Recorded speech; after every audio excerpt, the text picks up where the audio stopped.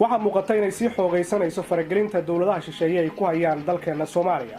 waxaa cadaawadda Soomaaliya isku biirsanaya dalal isugu jira kuwa muslim ah iyo kuwa aan muslim ahayn. haddaba tusmadan waxaan uga hadlaynaa riyada Sacuudiga uu hormuudka ka yahay ee ku aadan tirtiridda qaran Soomaaliyeed. ma runbaa mise waa riyo? magacaygu waa Yaalla Xuseen Cabdi. ku soo dhawow ha noolaato. waxaa muddo dheer socday warar sheegaya in dowladda Sacuudigu ay qayb ka tahay dalalka doonaya in la tirtiro qarannimada Soomaaliya. waxaana WikiLeaks oo ah website soo bandhiga wararka sirta ah uu horay u daabacay in dowladda Sacuudigu ay qayb ka tahay dalalka noocaas ah, isla markaana ay jirto sir sheegaysa in dowladda Sacuudigu ay ku kaalmaynayso wadamada dariska ah sida Kenya iyo Ethiopia inay kala qaybsadaan Soomaaliya. Soomaaliya waxaa lagu tilmaamaa inuu yahay wadan u nuglaaday in ay fagaaro ay ku dagaalamaan uu noqdo wadamo dana badan oo siyaasadeed kale dalka Soomaaliya. xog sir ah oo laga helay safaaradda Sacuudigu ku leeyahay wadanka Djibouti ayaa muujinaysa qorshe ku aadan sida la doonayo mustaqbalka Soomaaliya inuu ku dambeeyo, taasi oo ah in si tartiib Soomaaliya loogu kala qaybiyo wadamada dariska ah, gaar ahaan Ethiopia iyo Kenya.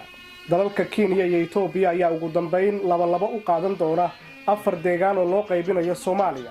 waxaa qayb ahaan dal walba ku soo beegmaya dhul ka badan 300,000 square kilometer iyo sidoo kale dad ka badan ilaa 5 milyan oo qof oo Soomaali ah. dalalka Ethiopia iyo Kenya ayaa warbixinta lagu sheegay inay gudaha Soomaaliya galiyeen kumanaan ciidan ah oo si sharci darro ah iyagoo ogolaansho haysana u galay gudaha Soomaaliya. waxaa markii dambe markay awoodi waayeen dhaqaalaha faraha badan ee ciidamada uga baxa ay ku qasbeen dowladda Soomaaliya, gaar ahaan madaxweynaha Soomaaliya Xasan Sheekh Maxamuud, inuu kala qayb qaato sidii ay uga mid noqon lahaayeen ciidamada AMISOM. waxaa halkaasi Ethiopia iyo Kenya ay ka heleen fursad ay ku sii joogi karaan Soomaaliya iyadoo loo biilayo ciidamadooda, isla markaana ay awood u yeeshaan inay dhex galaan ciidamada howlgalka ka wada gudaha Soomaaliya ee AMISOM iyagoo danahooda gaarka ahna fushanaya. I assure you that Ethiopia's defense force will make a difference in AMISOM operation by clearing Al-Shabaab. warbixinta ayaa sheegaysa in la dagaalanka Al-Shabaab aysan ahayn ujeedada ugu muhiimsan ee dalalka dariska ay ka leeyihiin Soomaaliya, laakiin ay wataan qorshe ka gundheer arrintaasi oo u qarsoon, kaasi ugu dambeyn noqon doona inay kala qaataan Soomaaliya. waxaa dowladda Kenya ciidamo ay ka abuurtay maleeshiyada ah deegaanada Jubbooyinka, kuwaasi oo ka amar qaata dowladda Kenya. waxaana sidoo kale ay ku guuleysatay ama ay qorshaysay inay la dagaalanto qabaa'ilka Soomaalida ah ee deegaanadaasi ku badan ee laga yaabo inay ka hor yimaadaan rabitaankeeda. waxaa kale oo warbixinta lagu xusay in dowladda Talyaanigu ay taageerayso qorshe ay Soomaaliya ku kala qaybsanayaan wadamada Kenya iyo Ethiopia. waxaa warbixinta uu daabacay WikiLeaks sii xoojinaya markii la arkay fagaaro ay ku wada hadlayeen saraakiil ka socotay sirdoonada Israa'iil iyo Sacuudiga oo caadiyan iska kaashada ammaanka labada wadan.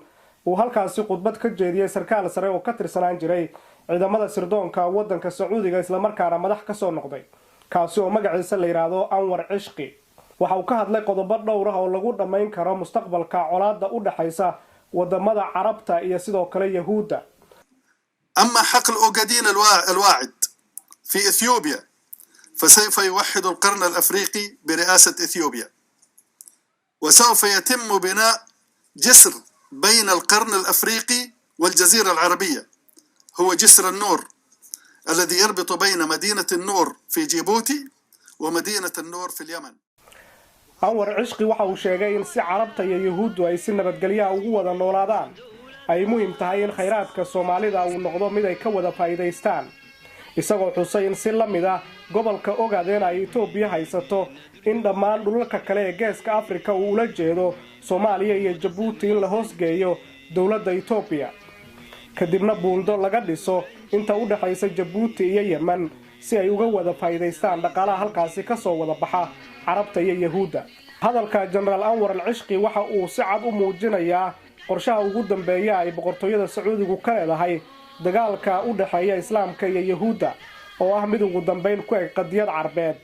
Sacuudigu waxa uu aaminsan yahay dhulka Falastiin ee ay Yahuuddu haysato inuu yahay dhul Carabta laga haysto, laakiin dhulka Soomaalida ay Xabashidu haysato iyo kan xorta ah ee Geeska Afrika ee Soomaaliya uu Sacuudigu diyaar u yahay in la hoosgeeyo dowladda Xabashida ee Ethiopia si ugu dambeyn khayraadka ku jira dhulka Soomaalida ay Carabta iyo Yahuuddu uga wada faa'iideystaan. waxaa laga yaabaa in dad badan oo Soomaali aysan halis u arkin wararka noocan oo kala, laakiin waxay dhammaantood baraarugi doonaan marka ay ku soo toosaan iyagoo aan dal iyo dad midna gacan lagu haynin waayaanla xuseen cabdi oo idin leh Soomaaliya ha noolaato wadoonayaane inaynu dowladahano ayaan doonaynin wii Soomaali dulaysan jiray wii qabiilka ku doodi jiray wii Soomaali dulaysan jiray